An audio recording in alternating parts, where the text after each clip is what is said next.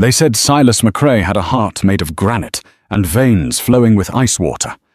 He was a man who wrestled grizzlies for sport and had enough gold buried in the Bitterroot Mountains to buy the state of Montana twice over. Every pretty widow and desperate debutante in Big Timber lined up to catch his eye, flashing their smiles and tightening their corsets. They thought beauty was the key to a mountain man's kingdom. They were wrong. They didn't know that Silas didn't care about the women who wanted his gold. He was looking for the one woman who noticed his pain. This is the true story of how the most feared man in the West ignored the peacocks and chose the silent, heavy-set girl who mended his torn soul, starting with his boots. Big Timber, Montana Territory, October 1884. The bell above the door of Halloway's General Mercantile didn't just tinkle. It shrieked, announcing the arrival of something massive. The air inside the shop, usually smelling of dried lavender and stale tobacco, instantly changed. It filled with the scent of wet pine, animal musk, and raw, freezing cold. Conversations died. The group of women standing near the fabric bolts, led by the widow Lydia Prentice, froze in mid-gossip. Silas McCrae ducked his head to enter. He was a giant of a man, standing 6'5" in his socks, though no one had ever seen him in just socks. He wore a coat made from a patchwork of wolf skins that made his shoulders look as wide as a wagon axle.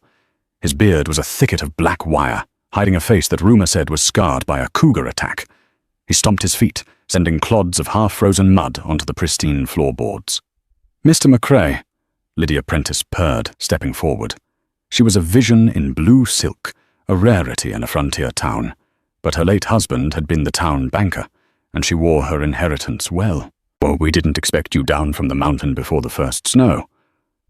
Silas didn't look at her face. He looked over her head, his eyes scanning the room with the predatory intensity of a wolf checking a tree line. He grunted, a sound that rumbled in his chest like distant thunder. "Supplies," was all he said. Lydia wasn't deterred. She signaled to the other women, Sarah Miller and young Bessie Tate, who flourished their fans despite the chill. They were the town's jewels, the women men fought over in saloons. They had made a sport of betting who would eventually tame the mountain beast and claim the claim to his rumored gold mine. "Mr. Halloway is in the back," Lydia said, stepping closer, ignoring the smell of wood smoke clinging to him. "But surely a man of your stature needs more than just flour and beans. The winter is long and lonely up there." Silas ignored her. He turned sharply towards the counter, but as he pivoted, a sickening rip echoed through the silent store. He stumbled. His massive right boot, worn leather, softened by years of snow and grease, had caught on a protruding nail-head in the floorboard. The leather, already strained, had torn wide open near the sole, exposing the thick wool sock and the vulnerability of his foot to the biting cold. Silas froze. He looked down at the boot. It was a disaster. A mountain man without good boots was a dead man. "Oh dear," Lydia laughed lightly, a cruel tinkling sound. "Looks like the beast is falling apart. You really should dress more appropriately for town, Silas." The women giggled. Silas's jaw tightened beneath his beard. He didn't have a spare pair. He had ridden 3 days to get here. "I can fix that." The voice was so soft it was almost swallowed by the dust motes in the air. Silas turned his head. Behind the counter, hidden in the shadows of the dry goods shelves, sat a figure the town preferred to treat as part of the furniture. It was Martha Higgins. Martha was 28, a spinster by frontier standards, and she took up space. She was a large woman, heavy-set with soft, rolling curves that the fashion of the day, with its pinched waists and bustles, did not forgive. Her dress was a plain, faded brown calico that strained at the shoulders and hips. She had a face like a harvest moon, round and pale, with eyes the color of wet river stones. Lydia sneered. "Martha, don't be ridiculous. You're a clerk, not a cobbler. Mr. McCrae needs a professional, not a—" "I have an awl and waxed thread right here," Martha said, her voice trembling slightly, but her eyes locked on Silas's boots. She didn't look at his face. She looked at the problem. "If you take it off, sir, I can mend it before you leave. It won't be pretty, but it will hold." Silas looked at the women in blue silk, who looked at him with pity and amusement. Then he looked at Martha. She wasn't smiling. She wasn't flirting. She was looking at his foot with genuine concern. Silas sat on a barrel of crackers. He didn't say a word. He unlaced the boot and slid it off. The room was agonizingly silent as Martha came around the counter. She moved with a heaviness that drew Lydia's disdainful gaze. But when she took the massive boot into her hands, her movements changed. Her fingers were thick, calloused, and incredibly nimble. She sat on a small stool, placing the muddy, smelly boot into her lap, heedless of the dirt staining her apron. She took a heavy needle and waxed thread from her pocket. "Disgusting," Sarah whispered, loud enough for everyone to hear. "Look at her. She looks like she's wrestling a pig." Martha flinched, her cheeks burning a deep crimson, but she didn't look up. She pushed the needle through the tough leather. Pop, pull, pop, pull. Silas watched her. He watched the way her brow furrowed in concentration. He watched how she didn't try to make small talk. He saw the way her hands, though large, were gentle with his worn-out gear. She wasn't trying to sell him anything. She wasn't trying to marry him. She was just fixing what was broken.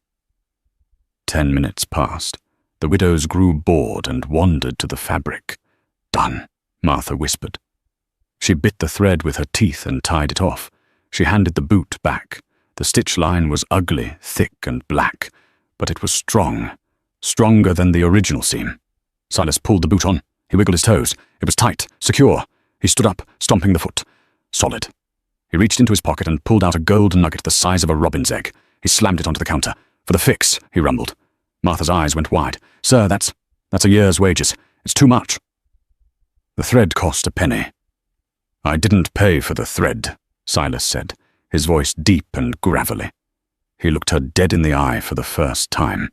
"I paid for the quiet." He grabbed his supplies, threw a glare at Lydia that sent her stepping back, and stormed out of the store. Martha sat there, the mud from his boot still on her apron, clutching the gold nugget, her heart hammering against her ribs like a trapped bird. November 1884. 3 weeks later, the first heavy snows had blanketed the valley. The town of Big Timber had settled into its winter rhythm. Long nights, saloon brawls, and fires roaring in hearths. Martha Higgins tried not to think about the mountain man. She kept the gold nugget hidden in a tin of tea leaves under her bed in the small room she rented behind the bakery. She hadn't spent it. It felt like a talisman. It was proof that someone had seen her work and valued it, even if that someone was a terrifying recluse. The town gossip, however, had spun the story differently. Lydia Prentice had told everyone that Silas threw money at the fat girl out of pity because she had ruined her apron. "He's a man of charity," Lydia told the sewing circle, even to the unfortunates.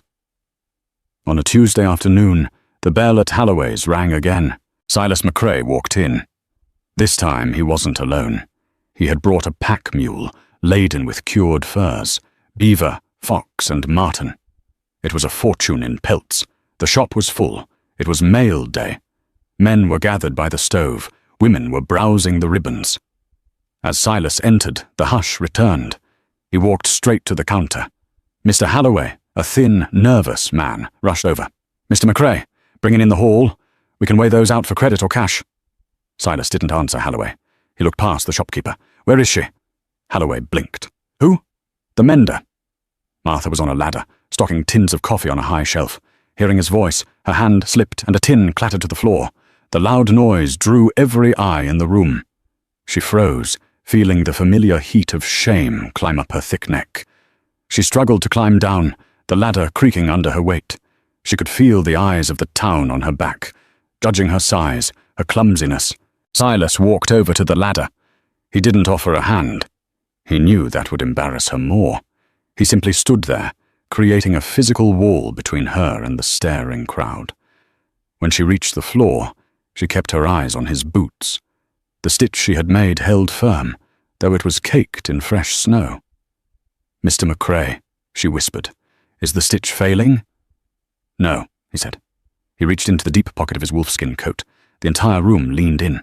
Lydia Prentice, standing near the window, smirked, expecting him to pull out a coin or perhaps a list of complaints. Instead, Silas pulled out a small, wrapped bundle of soft deerskin. He held it out to Martha. "Found this," he said. "Thought it matched your eyes." Martha's hands shook as she took the bundle. It was incredibly soft. She unfolded the leather. Inside lay a spool of silk ribbon, not the cheap stuff Halloway sold, but imported, shimmering silk. It was green, a deep, mossy green, flecked with grey, exactly the colour of wet river stones. A collective gasp went through the room. It's beautiful," Martha stammered. "But why?" "You fixed my boot," Silas said, shifting his weight. He looked uncomfortable with the audience, but he didn't back down. "And you didn't ask for nothing while you did it. No chatter, no questions. I was just doing my job, sir." "You mend things," Silas said, his voice dropping an octave, meant only for her. "I got a lot of things that are broken." Lydia Prentice couldn't take it anymore. She marched forward, her face flushed with indignation. "Mr. McCrae," she interrupted, her voice shrill, "surely you are mistaken.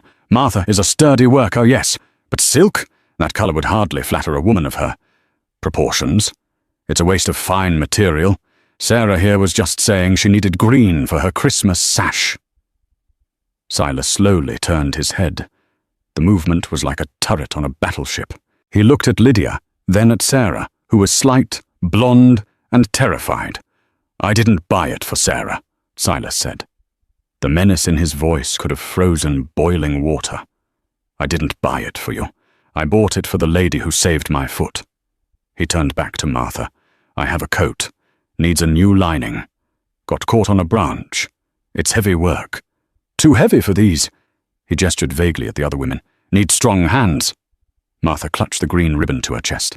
For the first time in her life, she didn't feel like the heavy girl in the corner. She felt seen. "I can fix it, Mr. McCrae," she said, her voice gaining a fraction of strength. "Silas," he corrected her. "I can fix it." "Silas? Good. I'll bring it by Thursday." He tipped his head, not quite a bow, but a mark of respect, and turned to leave. As he passed Lydia, he stopped. "And Ma'am?" Silas said to the widow. "Yes," Lydia breathed, hoping for a reprieve. "You remind me of a blue jay. Lots of noise, pretty feathers, but you steal eggs from other birds' nests. I don't like blue jays." He walked out into the snow, leaving Lydia purple with rage, and the rest of the town looking at Martha Higgins with a brand-new, confused expression. Martha didn't notice them. She was running her thumb over the moss-green silk, smiling a small, secret smile. But the drama was only beginning. Because in the Wild West, when a man with gold favors a woman the town has rejected, the town doesn't just get jealous, it gets dangerous. December 20th, 1884. The Big Timber Winter Solstice Dance was the only night of the year when the social hierarchy of the town was supposed to dissolve under the influence of hot cider and fiddle music. In reality, it was where the lines were drawn in ink. Martha Higgins hadn't planned on going, but the green silk ribbon Silas had given her sat on her dresser like a promise.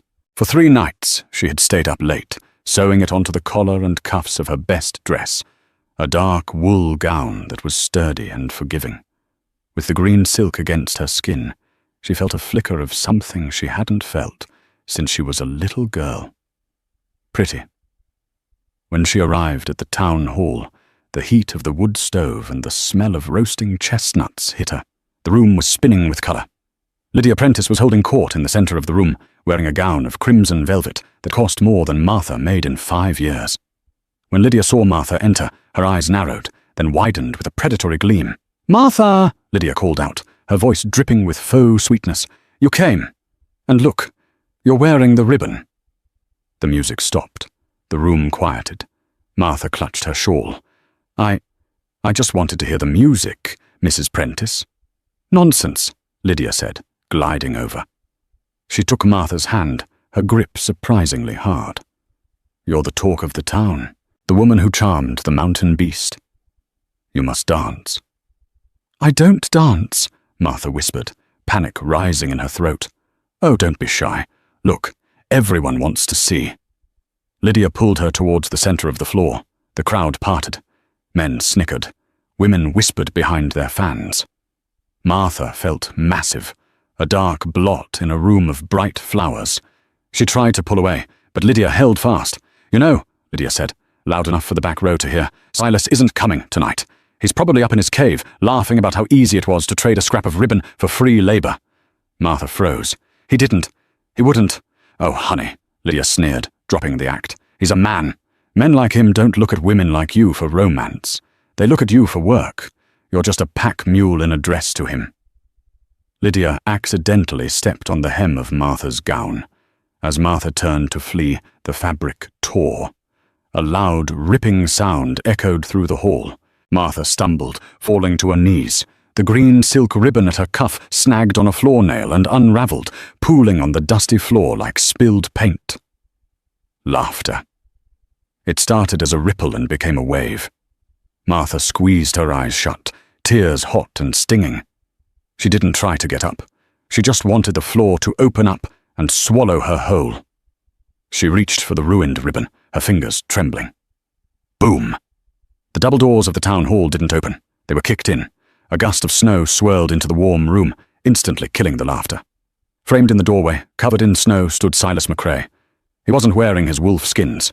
He was wearing a black suit, ill-fitting, tight across the shoulders, clearly dragged out of a trunk that hadn't been opened in a decade. He looked uncomfortable, angry, and terrifying. He scanned the room. He saw the crimson velvet of Lydia Prentice standing over the dark heap on the floor. Silas walked into the room. The crowd split like the Red Sea. He didn't look at anyone else. He walked straight to Martha. Lydia took a step back, her confidence faltering. "Silas, I was just helping her up." "She's so clumsy." "Quiet," Silas barked. The word was like a gunshot. He knelt down on one knee, something no one had ever seen him do. He didn't care about the mud on his trousers. He reached out and took Martha's trembling hand. "Martha," he said softly. She opened her wet eyes, looking up at him in disbelief. "My dress! It's ruined! The ribbon!" "Forget the ribbon," Silas said. "Look at me." He stood up, pulling her gently to her feet. He was massive beside her, shielding her from every gaze. He turned to face the room, his eyes burning with a cold fire. "I spent 10 years in the mountains," Silas rumbled, his voice filling the hall.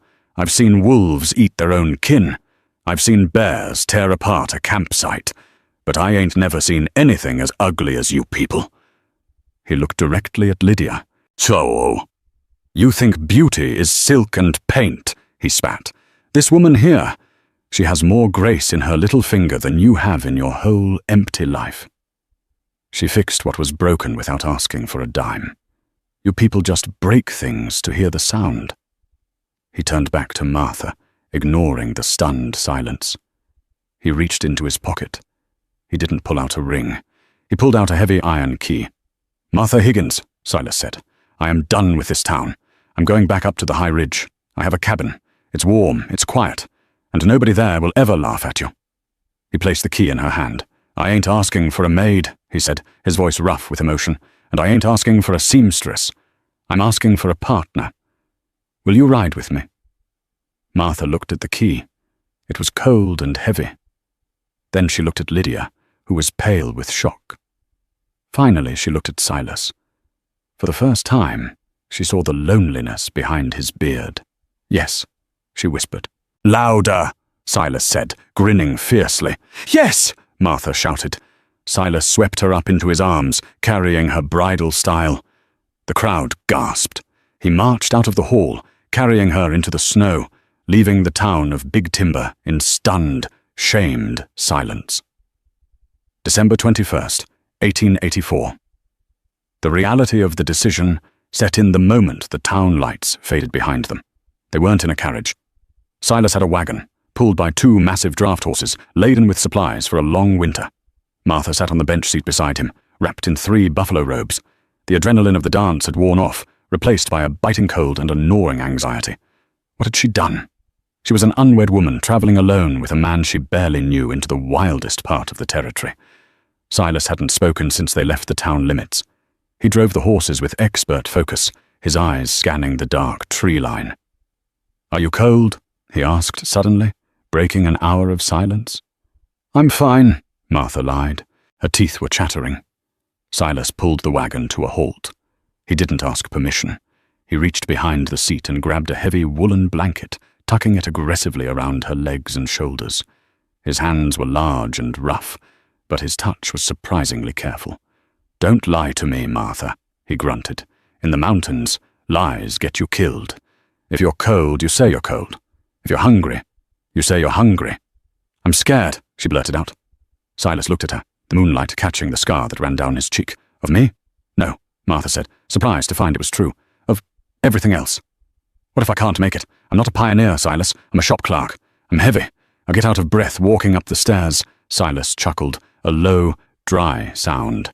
I didn't pick you because you can run fast, Martha. I picked you because you have patience. The mountain requires patience. And as for being heavy... He looked at the horses, then back at her. A skinny pine snaps in the wind. An oak tree holds the ground. You're an oak, Martha. You just ain't realized it yet. They camped that night in a small clearing 5 miles up the foothills. Silas set up a canvas lean-to for her near the fire, while he slept under the wagon with his rifle across his chest. Martha lay awake, watching the firelight dance on the canvas. She realized something strange. For the first time in her adult life, she wasn't hungry. Usually she ate to push down the sadness, the insults, the loneliness. But tonight, despite the cold and the fear, she felt full. The next morning, the trouble started. They were navigating a narrow switchback called Devil's Elbow when Silas suddenly reined in the horses. He stood up on the wagon board, sniffing the air. "What is it?" Martha asked, gripping the bench. "Quiet," Silas hissed. He reached for his rifle, a Winchester repeater. He cocked it. "We're being followed," he said. "Lydia?" Martha asked. "No, Lydia fights with words. This is something else." Silas jumped down from the wagon. "Take the reins, Martha. I can't drive a team this size." "Take them!" Silas roared. Martha grabbed the thick leather straps. The horses, sensing the tension, stamped nervously. Silas walked back down the trail they had just come up. He knelt in the snow, examining tracks. He stood up, his face grim. "3 riders," he muttered when he returned to the wagon. "Shod horses. Not Indians. Not locals." "Who are they?" "Men who know about the gold," Silas said darkly. He climbed back up, taking the reins from her. "I thought I covered my tracks better. They must have been watching the town, waiting for me to come down for supplies. They saw me leave with a wagon. They know I'm slow." He looked at Martha. A flicker of regret crossed his eyes. "I put you in danger, Martha. I shouldn't have brought you." Martha looked at the Winchester by his knee. She thought of the shop, the sneering widows, the empty room behind the bakery. "You didn't drag me, Silas," she said firmly. "I chose to come. If there's trouble, we face it." Silas stared at her for a long second. Then he nodded. "Hold on tight," he said. "We're going off the trail." "Off the trail? Into the forest?" "The wagon can't outrun riders on the road," Silas said, steering the horses toward a dense thicket of pine. "But I know a logger's path that cuts through the gorge. It's steep, it's icy, and it's dangerous. But they won't follow us there. And if we slide off, then we die together," Silas said matter-of-factly. "But we ain't gonna die today. I promised you a warm cabin, Martha Higgins, and I keep my promises." He cracked the whip. The horses surged forward, crashing through the brush, leaving the safety of the road behind. As the wagon bounced violently over roots and rocks, Martha didn't scream. She grabbed the side of the seat with one hand and Silas's coat with the other, holding on for dear life as they plunged into the dark heart of the mountain. Behind them on the road, 3 men in long dusters reined in their horses, watching the wagon tracks disappear into the deadly terrain. "He's crazy," one man spat. "He's going into the gorge." The leader, a man with a silver tooth and a shotgun, smiled. "Let him run. The snow is coming. He'll get stuck. And then we'll take the gold and have some fun with the fat lady." December 22nd, 1884. The gorge was a wound in the earth, a jagged tear through the granite where the sun barely touched the ground even at high noon. Now, in the grip of a blizzard, it was a white hell. The wind howled like a banshee, tearing at the canvas cover of the wagon. The temperature had dropped 20 degrees in an hour. Silas was a snowman come to life, his beard a solid block of ice, his hands wrapped in furs as he fought the horses. "Here! Steady, Bess! Steady!" he roared over the wind. The path was barely wider than the wagon. To the left was a sheer rock wall. To the right, a drop into the abyss where a frozen river lay silent under the snow. Martha huddled on the bench, her teeth chattering so hard her jaw ached.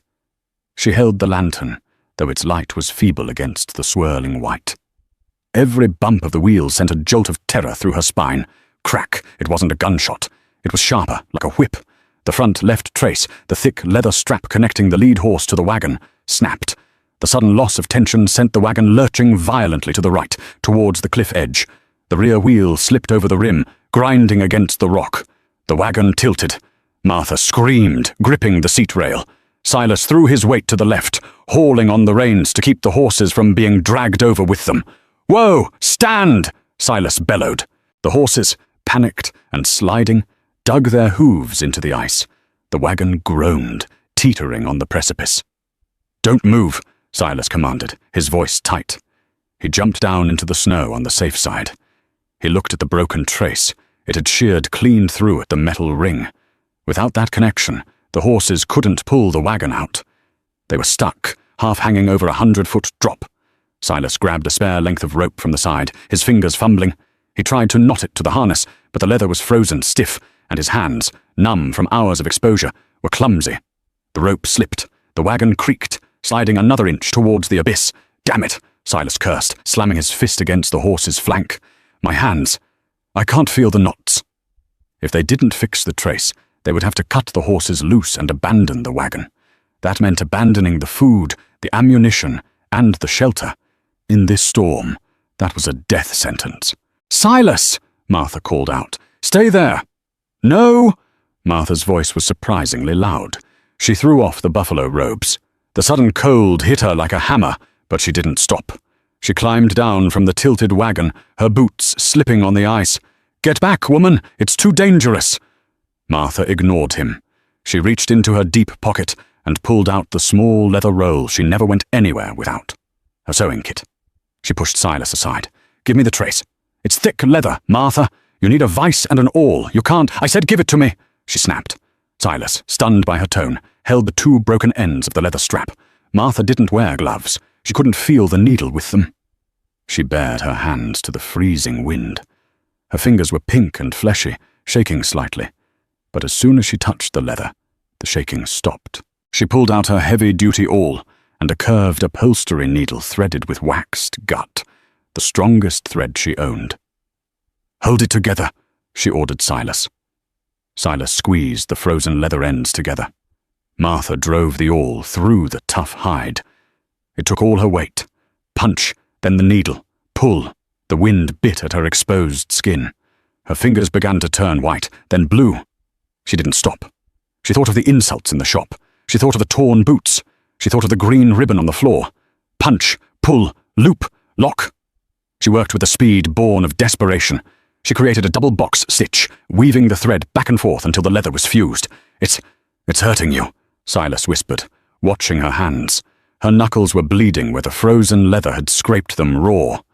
"Almost done," Martha gasped. The cold was making her dizzy. She tied off the knot and bit the thread. "Go!" Silas didn't argue. He checked the strap. It was solid as iron. He vaulted into the seat. "Get in!" He hauled Martha up beside him. She was shivering uncontrollably now, her hands curled into frozen claws. "Ha!" Silas cracked the whip. The horses surged. The leather strap snapped tight. Martha held her breath. "Hold! Please hold!" The stitch held. The wagon lurched forward, the rear wheel grinding against the lip of the cliff before popping back onto the trail. They dragged it 10 yards, then 20, until they reached a widening in the path sheltered by a massive overhang of rock. Silas stopped the wagon. He didn't check the horses first. He grabbed Martha's hands. They were ice cold, blue at the tips. "You fool," he breathed, his voice shaking.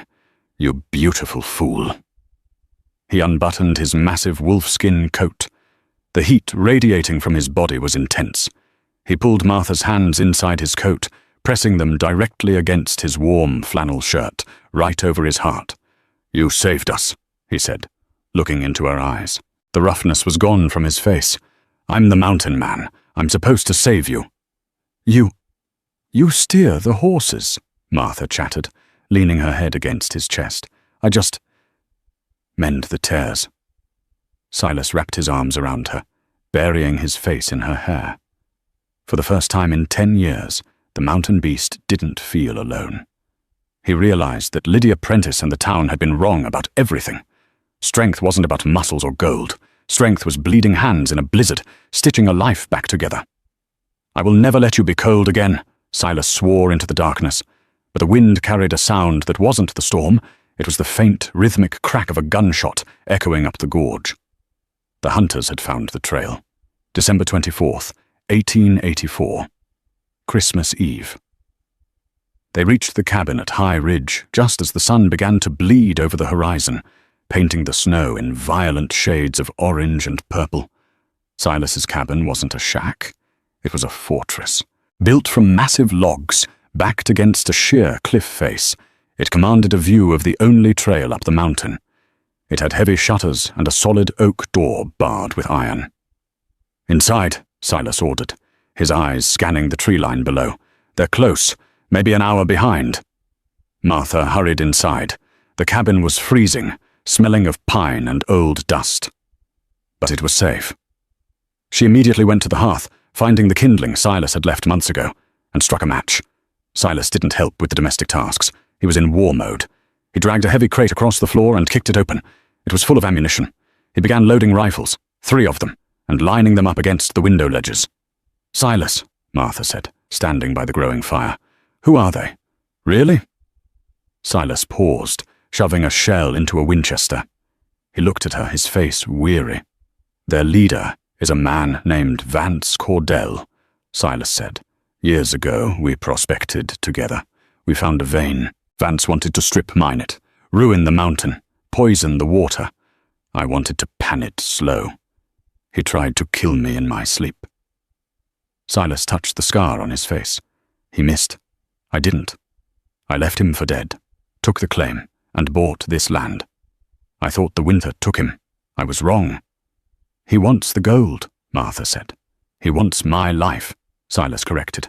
"The gold is just a bonus." He walked over to her, taking her face in his hands. "Martha, if they breach the door, there is a trap door under the rug. It leads to a root cellar. You hide. You don't come out until it's quiet." "I'm not hiding in a hole while you die," Martha said, her voice steady. "This ain't sewing, Martha. This is killing. Then show me how to load." Silas stared at her. The scared woman from the general store was gone. In her place was a woman forged in the canyon ice. He nodded slowly. "All right. Watch close." An hour later, the first shot rang out. It shattered the silence of the mountain, splintering the wood of the window shutter. Silas was instantly returning fire, the boom of his rifle deafening in the small space. "3 of them!" Silas shouted, ducking as a bullet whizzed past his ear. "They're behind the boulders at the ridge line." Martha sat on the floor beneath the window, surrounded by boxes of cartridges. Her hands, bandaged from the frostbite, moved with mechanical precision. She took the empty guns Silas handed down, ejected the spent casings, and thumbed in fresh rounds. Click, click, click. She handed the loaded rifle up, took the empty one down. They fell into a rhythm, the mender and the warrior. For 2 hours the siege held. The bandits couldn't advance across the open snow without getting picked off, and Silas couldn't leave the cabin without being exposed. "They're suppressed," Silas yelled. "Cordell is pinned." But then the smell hit them. Smoke. "They're not shooting," Martha coughed, waving her hand. Silas risked a glance through the crack in the shutter. His face went pale. "They're not trying to shoot us anymore," he said grimly. "They're burning us out." One of the bandits had managed to circle around to the blind side of the cabin, the side against the cliff where there were no windows. He was piling brush and pitch pine against the logs. The heat began to rise. Smoke curled under the doorframe. "We have to go out," Silas said, coughing. "If we stay, we roast." "If we go out, they shoot us," Martha said. Silas looked at his boots, the boots she had mended. Then he looked at the heavy iron stove in the corner. "Not both of us," Silas said. "Me." "No! Listen to me!" Silas grabbed her shoulders. "I'm going to kick the door open and charge. I'll draw their fire. While they're looking at me, you run for the horses. You ride down the logger's path. Don't stop for anything. I won't leave you." Martha screamed, tears streaming down her soot-stained face. "You have to, because if you die, Martha, then I fixed my life for nothing." He kissed her. It was a kiss of desperation, of gunpowder and smoke. Then he turned to the door. He grabbed 2 rifles. He took a deep breath. He lifted the heavy iron bar. "Silas, wait!" Martha shouted. She was looking at the back wall of the cabin. "The logs! The chinking!" "What? The moss?" Martha pointed to the gaps between the logs on the back wall. "It's dried moss and clay. It's old. I can dig it out." "Why?" "Because," Martha said, her eyes wide with a plan. "That's where the fire is. The man lighting it, he's right on the other side of that wall. He thinks he's safe because there's no window." Silas understood instantly. He dropped the rifles and grabbed a heavy crowbar from the corner. "Which log?" "Here." Martha pointed to a spot about waist high, where the smoke was seeping in thickest. Silas swung the crowbar. Thud. The dried clay cracked. Thud. A chunk of chinking fell away, revealing the rough bark of the exterior log and a sliver of daylight, and the back of a man's coat just inches away. The bandit was right there, piling wood, completely unaware that the wall behind him was being breached. Silas didn't use a gun. The hole was too small to aim properly. He looked at Martha. "The kettle," he barked. On the stove, a pot of water had been boiling for coffee. It was scalding hot. Martha grabbed the handle with a thick rag. She didn't hesitate. She moved with the heaviness that the town mocked. But here, it was power. She swung the heavy iron pot towards the small hole Silas had made. "Stand clear!" She splashed the boiling water through the gap. A scream of agony erupted from the other side of the wall. It was a raw, animal sound. The bandit, scalded and shocked, stumbled backward, slipping on the ice. "Now!" Silas roared. He kicked the front door open. Vance Cordell and the second bandit were waiting, rifles raised, expecting a desperate man to run into their bullets. They weren't expecting a scream from behind the cabin. Their heads turned for a split second, distracted by their comrade's agony. That second was all Silas needed. He stepped into the doorway, the Winchester raised. Bang, bang. 2 shots, clean and true. Vance Cordell dropped his shotgun, clutching his chest, falling face first into the snow. The second man threw his hands up, dropping his weapon and running into the tree line, fleeing for his life. Silas stood in the doorway, chest heaving, smoke billowing around him. He waited. Nothing moved. He turned back to the cabin. Martha was standing there, holding the empty kettle, her face streaked with soot and tears. The fire against the back wall was crackling, but without the bandit feeding it, it was dying down in the snow. Silas walked over to her. He took the kettle from her hand and set it down. "You didn't run," he said. "I told you," Martha whispered, leaning against the table to support her weight. "I don't run. I stand my ground." Silas fell to his knees, not from injury but from relief. He wrapped his arms around her waist, burying his face in her apron. "Merry Christmas, Martha," he sobbed. "Merry Christmas, Silas," she replied, resting her hand on his head. They had survived the siege, but the story wasn't over. The gold was still in the ground, and the town of Big Timber was waiting to see if they were dead. April 1885. The snows of Big Timber didn't melt gracefully. They collapsed into a sea of churning, brown mud. The roads became rivers, and the town smelled of wet wool and horse manure. It was a miserable season for everyone, except for the couple riding down from the high ridge. It had been 4 months since Silas McCrae and Martha Higgins had vanished into the blizzard. The town had long since written them off. Lydia Prentice had told anyone who would listen that the fat fool had undoubtedly frozen to death, and the wild beast had likely moved on to better hunting grounds. So when the wagon appeared at the edge of town, silence fell over Main Street once again. But it wasn't the battered, canvas-topped wagon that had fled into the mountains. It was a brand-new Concord coach, painted a gleaming red, pulled by 4 healthy, grain-fed Morgans. Silas sat at the reins. He had shaved his unruly beard down to a neat, formidable goatee. He wore a suit of dark charcoal wool that fit his massive frame perfectly, likely tailored by the woman sitting beside him, and Martha. A gasp went through the onlookers on the porch of the saloon.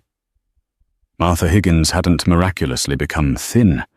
She was still the large, soft woman who took up space. But she carried that space differently now. She sat with a spine of steel. She wore a traveling cloak of deep forest green, lined with the very silk Silas had bought her, and a bonnet trimmed with fox fur.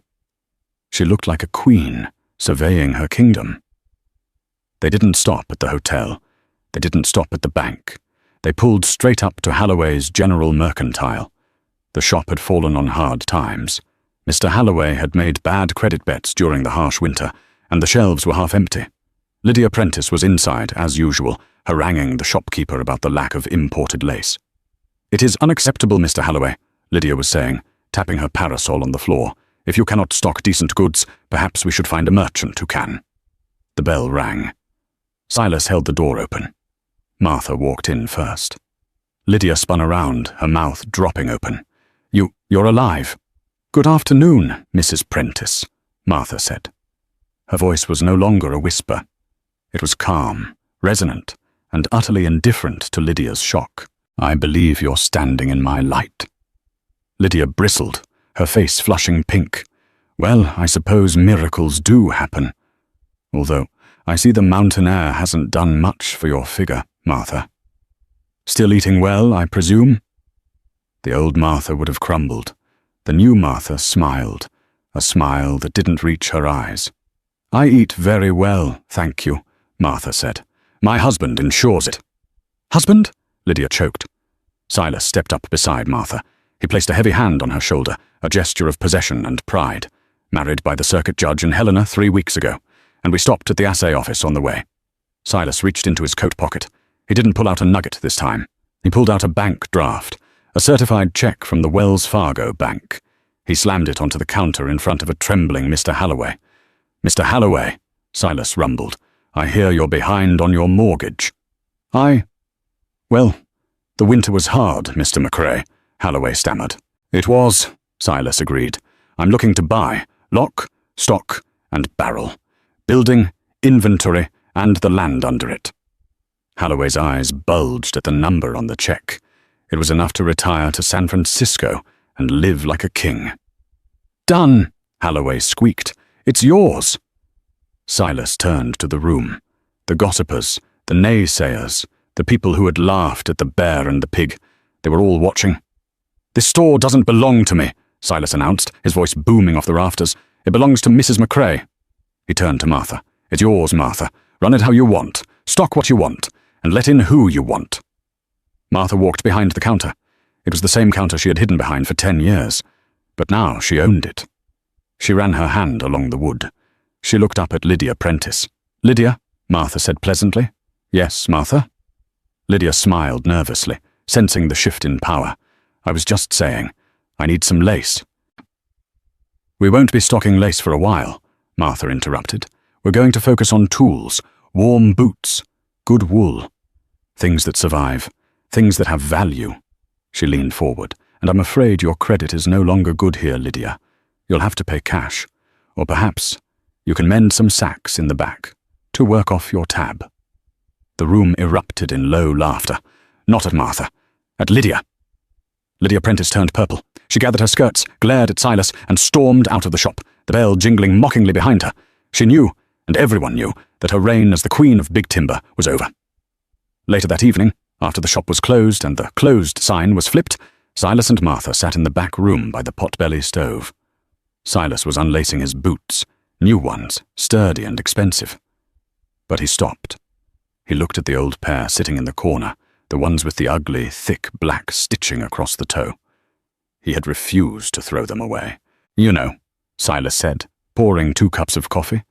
"They asked me at the bank how much gold was left in the mine." "What did you tell them?" Martha asked, stitching a hem on a new curtain for the window. "I told them the mine is empty," Silas said. Martha stopped sewing. "Is it?" Silas smiled. It was a rare, genuine smile that crinkled the corners of his dark eyes. "No, there's enough down there to buy the state, but I blew the entrance, collapsed the tunnel with dynamite yesterday morning." Martha stared at him. "Silas, that was millions. Why?" Silas stood up and walked over to her. He knelt down, just as he had at the dance, and took her calloused, capable hands in his. "Because the gold brought wolves like Vance Cordell," he said softly. "It brought people who wanted to cut my throat. It made me hard. It made me cold." He kissed her palms. "I found you, Martha. I found the woman who could stitch a torn boot and save a frozen man's life. I found the woman who stood in front of a shotgun for me. That's the only fortune I need to guard now. I don't want the world looking at us for money. I want them looking at us and wondering why we're so damn happy." Martha touched his cheek, the scar feeling rough under her thumb. "You're a foolish man, Silas McCrae." "I'm a married man, Martha McCrae," he countered, "and my boots are fixed." Outside, the spring rain washed away the last of the dirty snow, clearing the mud from the streets of Big Timber. But inside the shop, the fire was warm, the coffee was hot, and the mountain man and the mender sat in comfortable silence, bound together by a stitch that would never break. And that, my friends, is the legend of Silas and Martha. In a world that valued the superficial shimmer of gold and silk, they found value in the things that actually last: loyalty, courage, and the ability to fix what is broken. Silas McCrae gave up a gold mine to keep his wife safe, proving that the richest man in the cemetery is still just a corpse. But a man with a true partner lives forever. If you enjoyed this story of frontier justice and true romance, please smash that like button. It really helps the channel grow. Don't forget to share this video with someone who needs a reminder that true love sees the soul, not the size. And if you haven't already, hit subscribe and ring the bell so you never miss a story from the Wild West. Until next time, keep your powder dry and your boots mended.